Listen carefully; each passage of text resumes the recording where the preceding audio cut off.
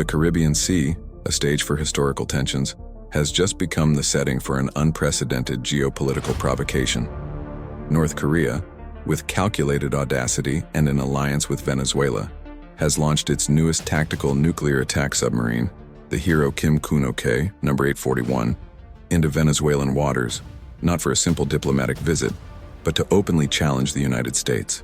This is Pyongyang's boldest maneuver in decades, a direct affront to Washington's hegemony in its own backyard, and an unequivocal sign that a naval confrontation is imminent. The entire world watches with apprehension. Are we on the brink of a war between nuclear powers in the Caribbean? What was once a veiled tension now materializes in steel and warheads. Pentagon intelligence reports, corroborated by high-resolution satellite imagery, confirm the presence of a North Korean naval task force that includes the formidable ballistic missile submarine, SSB, number 841, Hero Kim Kun-ok, and surface ships armed with Pulwasal 331 cruise missiles. This is not merely a show of force. It is an unequivocal declaration that North Korea is willing to protect its strategic interests in Venezuela, whatever the cost, even if it means a direct clash with the U.S. Navy. In response, the U.S. Southern Command, SOUTHCOM, has raised its alert level to DEFCON 3, a measure indicating a significant increase in military readiness. Pyongyang, with cold and calculated determination, is testing the limits of Washington's patience and the relevance of the Monroe Doctrine, a pillar of American foreign policy for over 2 centuries, which now faces its most severe test. This detailed script will not only narrate the events in real time, but will also unravel the complex layers underpinning this crisis. We will analyze how this audacious North Korean provocation was meticulously orchestrated over years of missile and submarine development, transforming the country from a regional threat into a global actor. We will investigate the economic, ideological, and strategic motivations driving Kim Jong-un's boldness, who sees in the nuclear submarine an opportunity to redefine the world order. And crucially, we will evaluate the potentially catastrophic consequences that a single miscalculation, a misinterpreted missile, an accidental collision between vessels, or an uncontrolled rhetorical escalation could have for global stability, with the real risk of an armed conflict between nuclear powers. Prepare to understand the true reason why North Korea is provoking the U.S. and Venezuela. It is, in essence, the boldest maneuver on the vast geopolitical chessboard of the 21st century. It is a move that forces Washington to make an existential decision, placing it before an unbearable dilemma: retreat and accept the end of its undisputed primacy in the Western Hemisphere, setting a dangerous precedent for other powers, or advance and risk a direct confrontation with a rival nuclear power, with incalculable human and economic costs.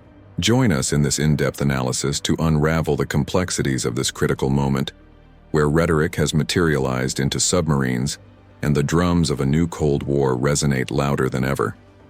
The deployment of North Korean military assets to Venezuelan waters is not an isolated incident, but the culmination of a carefully planned power projection strategy by Pyongyang and Caracas. This move represents a direct challenge to the Monroe Doctrine and Washington's traditional sphere of influence.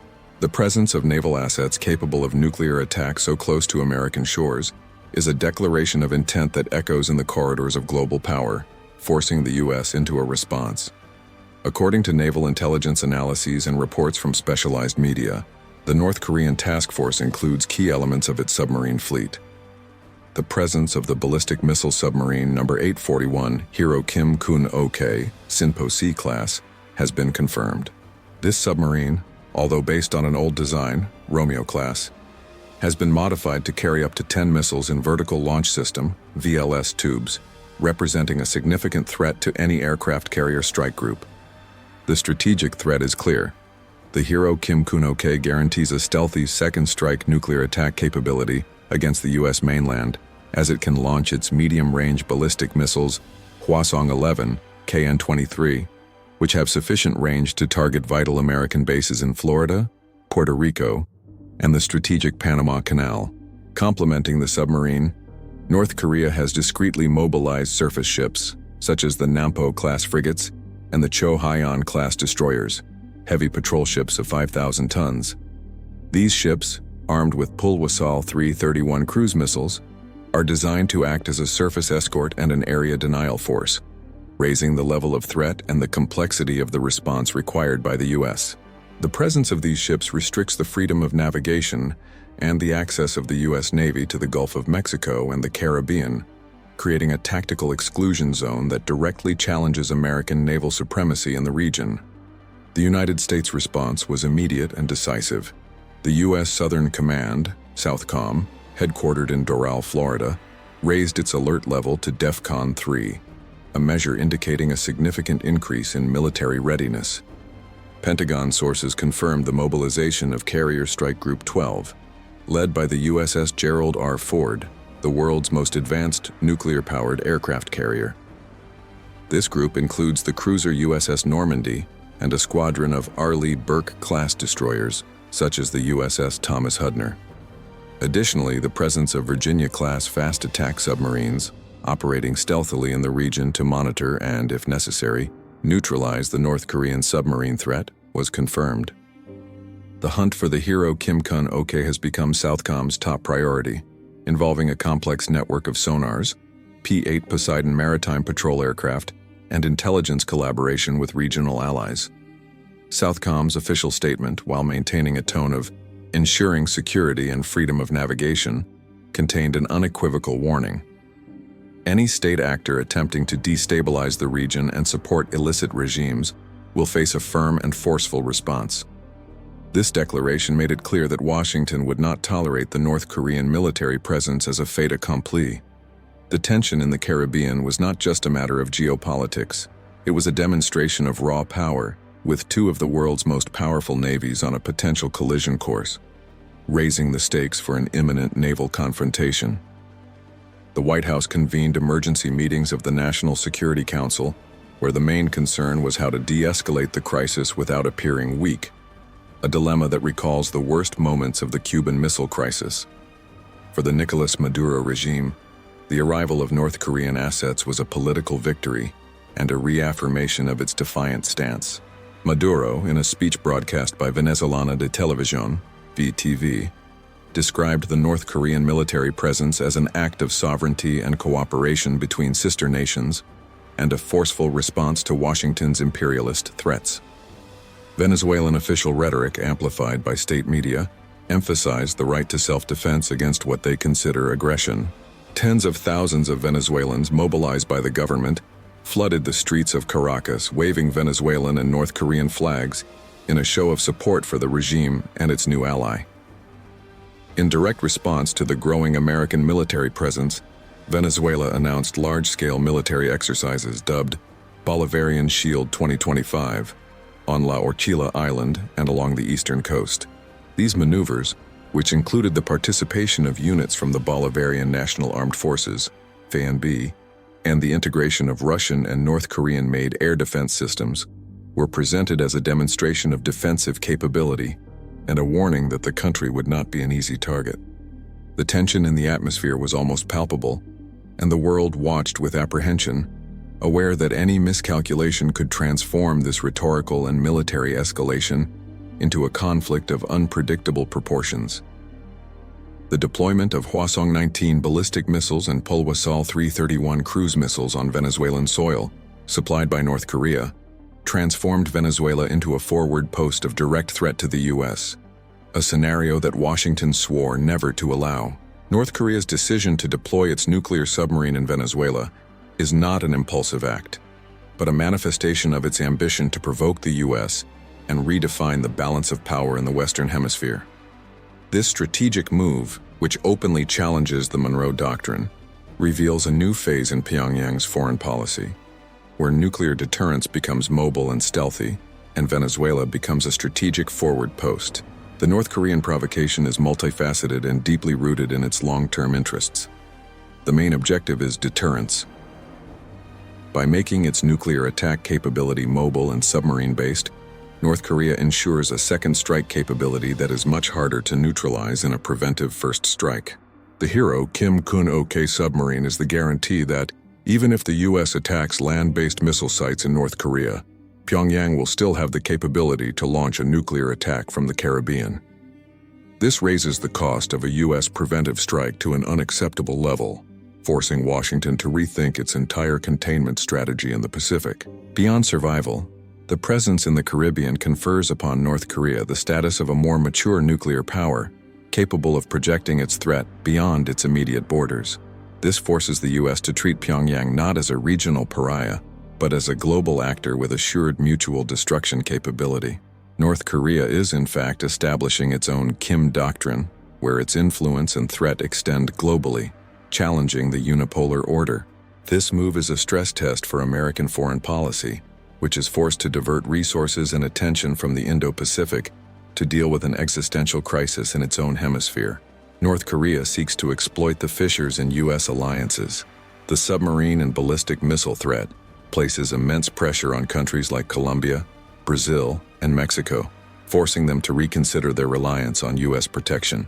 North Korea bets that the fear of a nuclear attack will cause allies to pressure Washington for de-escalation, weakening the maximum pressure stance. The crisis in the Caribbean consumes Southcom resources and attention, indirectly benefiting Washington's rivals, China and Russia, who see the opportunity to divert U.S. military attention from other conflict areas, such as Taiwan and Ukraine. North Korea thus acts as a proxy for these powers, testing the response capability and resilience of American hegemony.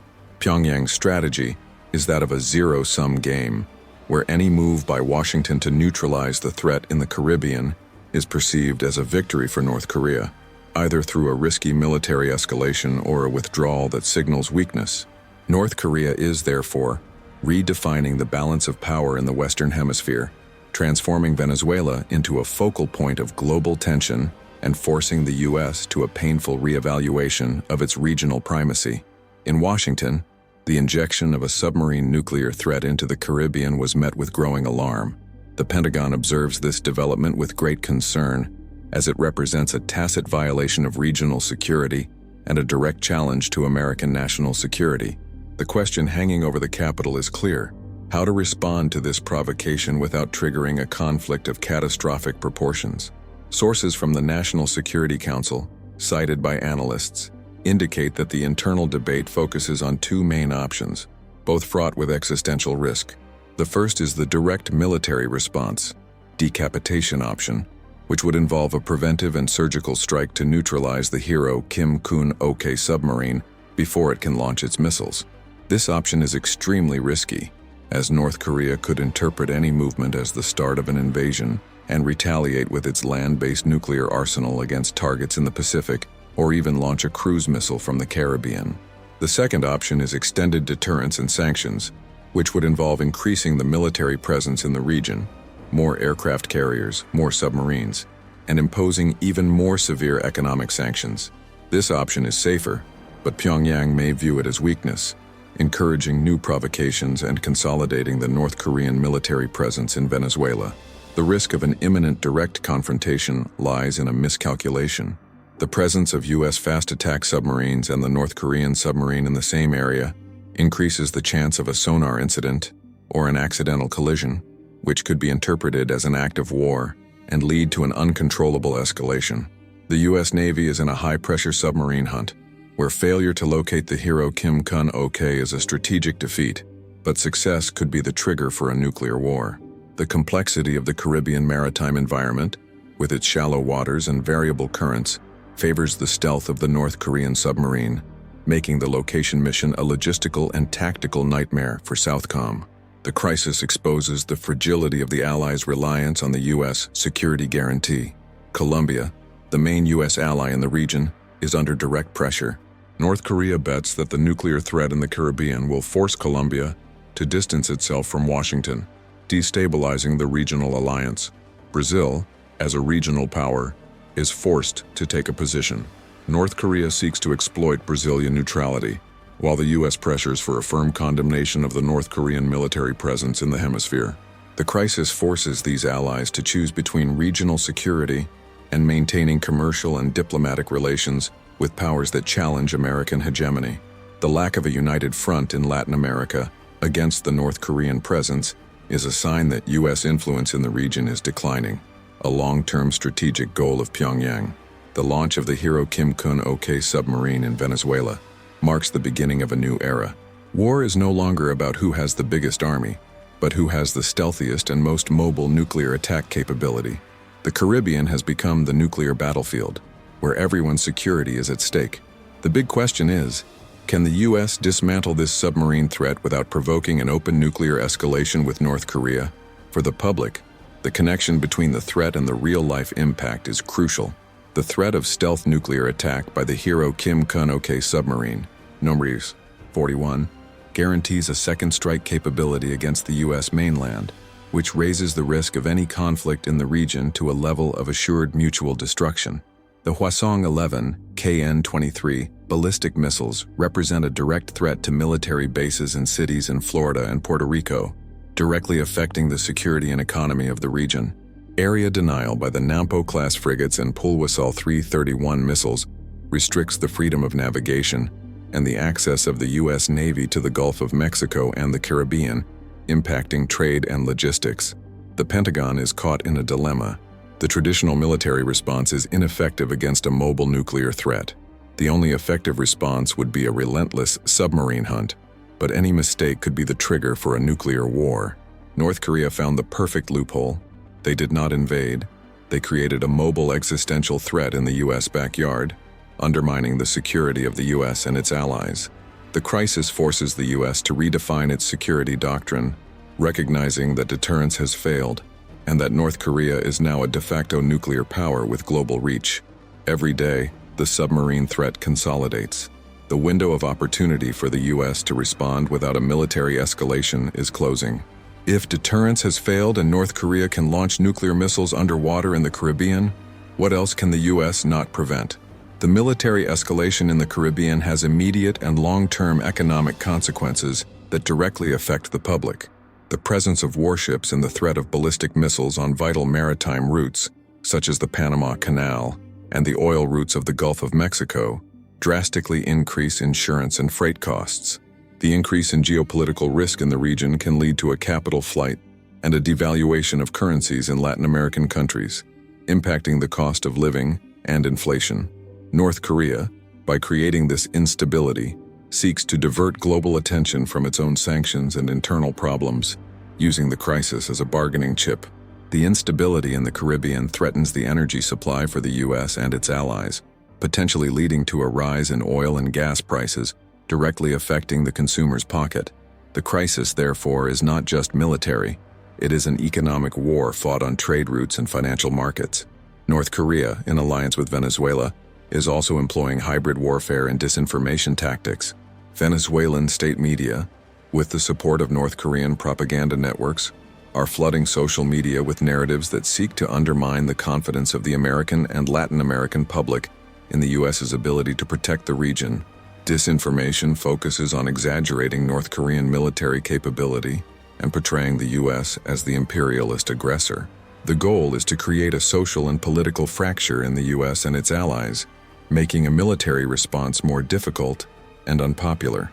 North Korea understands that modern warfare is fought both on the physical battlefield and in the field of public perception.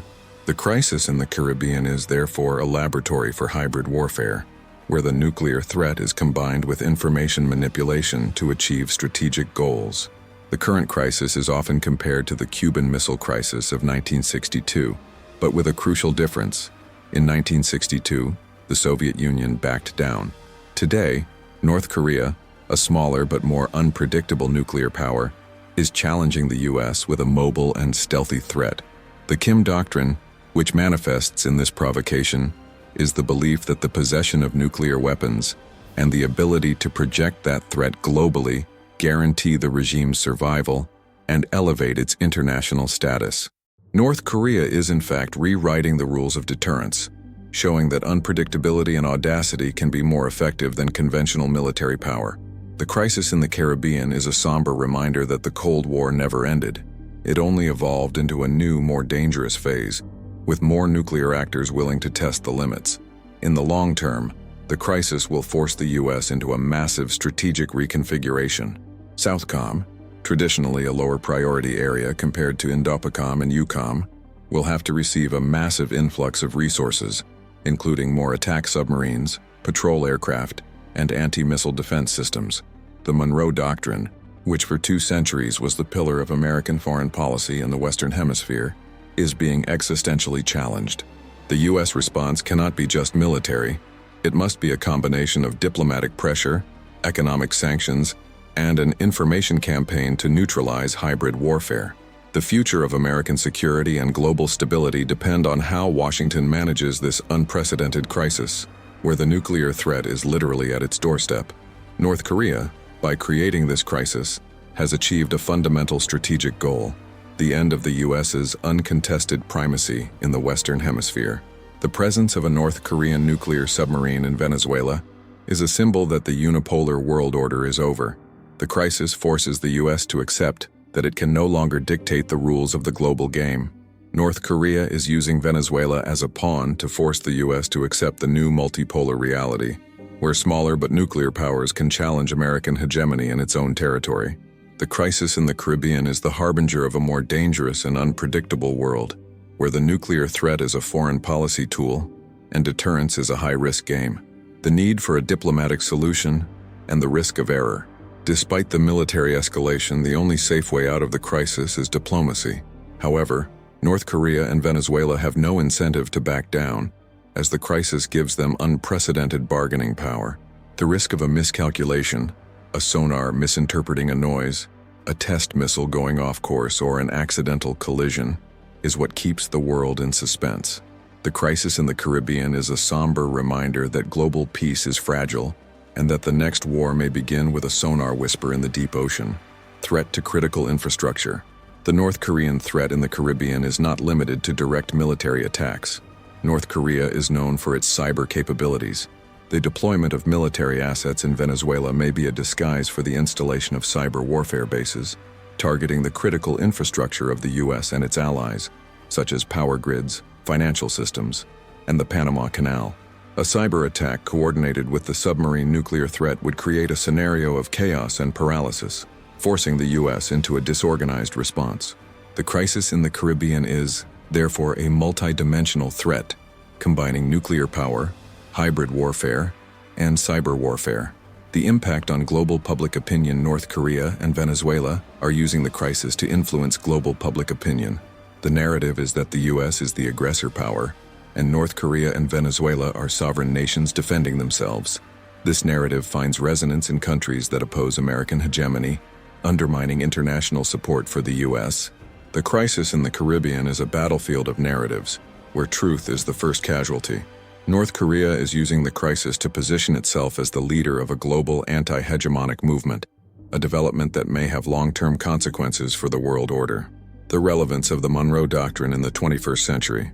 The Monroe Doctrine, which for 2 centuries was the pillar of American foreign policy in the Western Hemisphere, is being existentially tested. The presence of an Asian nuclear power in Venezuela is proof that the doctrine has failed. The crisis forces the U.S. to redefine its policy toward Latin America, which can no longer be based solely on the exclusion of external powers, but rather on building solid alliances and economic cooperation. North Korea is using the Monroe Doctrine as a symbol of American arrogance, and the crisis in the Caribbean is its symbolic funeral. The factor of Kim Jong-un's unpredictability. Kim Jong-un's unpredictability is a key factor in the crisis. Unlike the leaders of China and Russia, Kim is known for his impulsive decisions and his willingness to take extreme risks. This unpredictability makes the crisis more dangerous, as the U.S. cannot rely on traditional deterrence models. North Korea is using its reputation as a pariah state as a strategic weapon, forcing the U.S. to treat it with extreme caution. The crisis in the Caribbean is a game of nerves, where North Korea has the advantage of unpredictability. The crisis as an opportunity for North Korea. For North Korea, the crisis in the Caribbean is a golden opportunity. It allows the country to divert attention from its internal problems, gain financial and technological support from Venezuela and other allies, and force the U.S. to recognize its nuclear power status. The crisis is a low-cost, high-return strategic investment for Pyongyang. North Korea is using the crisis to consolidate itself as a global actor, a development that will have long-term consequences for international security. The need for a coherent communication strategy. The U.S. response to the crisis must include a coherent communication strategy to neutralize North Korean and Venezuelan disinformation. The White House must be transparent about the threat, but avoid the rhetoric of escalation that could be used by Pyongyang. Communication must focus on defending regional security and cooperating with allies. The crisis in the Caribbean is a test of the U.S.'s ability to lead in the 21st century, where communication is as important as military power. The future of nuclear deterrence. The crisis in the Caribbean redefines the future of nuclear deterrence. North Korea has demonstrated that deterrence is no longer a game between great powers, but a game that can be played by smaller, but nuclear, powers with global reach. The crisis forces the world to rethink nuclear proliferation and the need for a new arms control regime. North Korea is using the crisis to prove that the possession of nuclear weapons is the only guarantee of survival in the global scenario. The last line of defense. The submarine hunt. The hunt for the hero. Kim Kun-ok submarine is the U.S.'s last line of defense. The success or failure of this mission will determine the future of the crisis. The U.S. Navy is using all its resources, including artificial intelligence and advanced anti-submarine warfare, to locate and track the submarine. The crisis in the Caribbean is a test of the U.S.'s technological and tactical capability to deal with a mobile and stealthy nuclear threat. The world awaits the result of this submarine hunt, which could be the prelude to a nuclear war. The crisis as a factor of regional unity. Paradoxically, the crisis can become a factor of regional unity. The North Korean nuclear threat may force Latin American countries to overcome their differences and unite around a common response.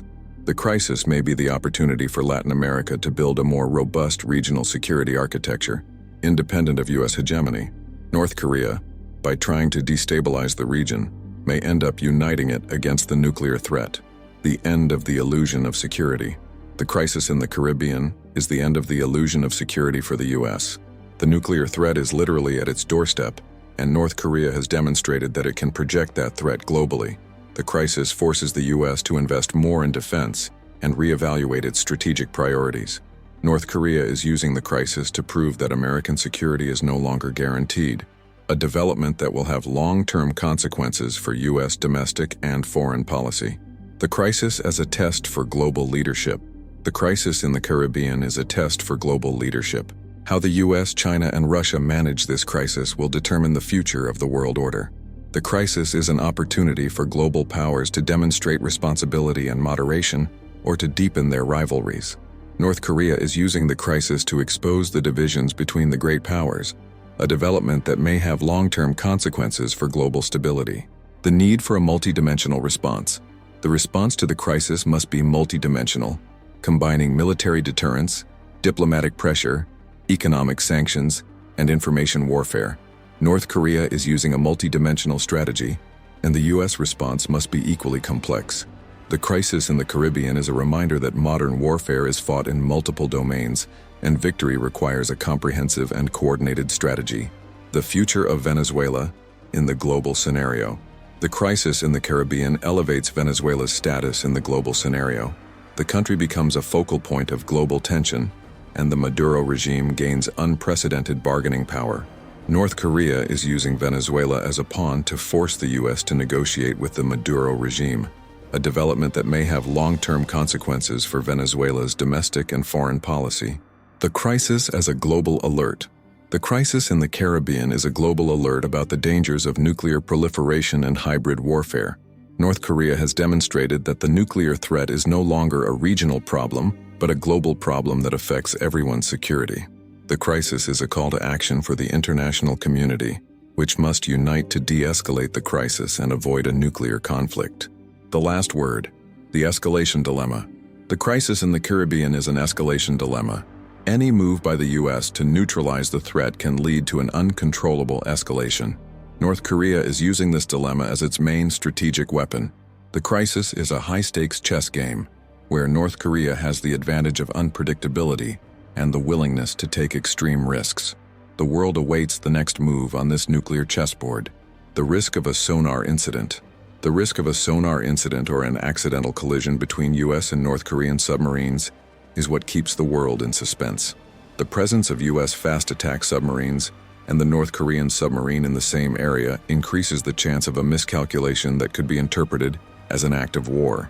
The crisis in the Caribbean is a somber reminder that global peace is fragile and that the next war may begin with a sonar whisper in the deep ocean. The crisis is a factor of economic instability.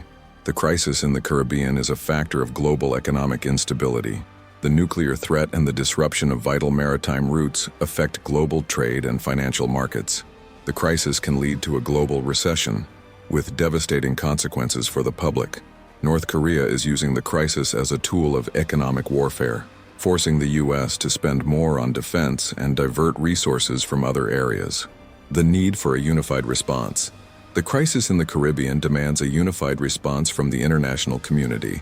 North Korea is using the divisions between the great powers to advance its strategic goals. The crisis is an opportunity for the international community to unite around a coordinated diplomatic and economic response. North Korea is using the crisis to expose the failures of global governance. The end of the deterrence doctrine. The crisis in the Caribbean marks the end of the traditional deterrence doctrine. North Korea has demonstrated that deterrence is no longer a game of power, but a game of risk and unpredictability. The crisis forces the U.S. to reevaluate its deterrence doctrine and invest in new technologies and strategies. North Korea is using the crisis to prove that deterrence has failed and that the only guarantee of security is the possession of nuclear weapons. The crisis as a test for democracy. The crisis in the Caribbean is a test for democracy. North Korea and Venezuela are using the crisis to undermine public confidence in democratic institutions and the U.S.'s ability to protect the region. The crisis is a battlefield of ideologies where North Korea is using the nuclear threat to promote its authoritarian worldview. The future of global security. The crisis in the Caribbean is a harbinger of the future of global security. North Korea has demonstrated that the nuclear threat is the new norm, and hybrid warfare is the new tactic. The crisis forces the world to prepare for a more dangerous and unpredictable future, where the nuclear threat is a foreign policy tool. The last word, the escalation dilemma. The crisis in the Caribbean is an escalation dilemma. Any move by the U.S. to neutralize the threat can lead to an uncontrollable escalation. North Korea is using this dilemma as its main strategic weapon. The crisis is a high-stakes chess game where North Korea has the advantage of unpredictability and the willingness to take extreme risks. The world awaits the next move on this nuclear chessboard.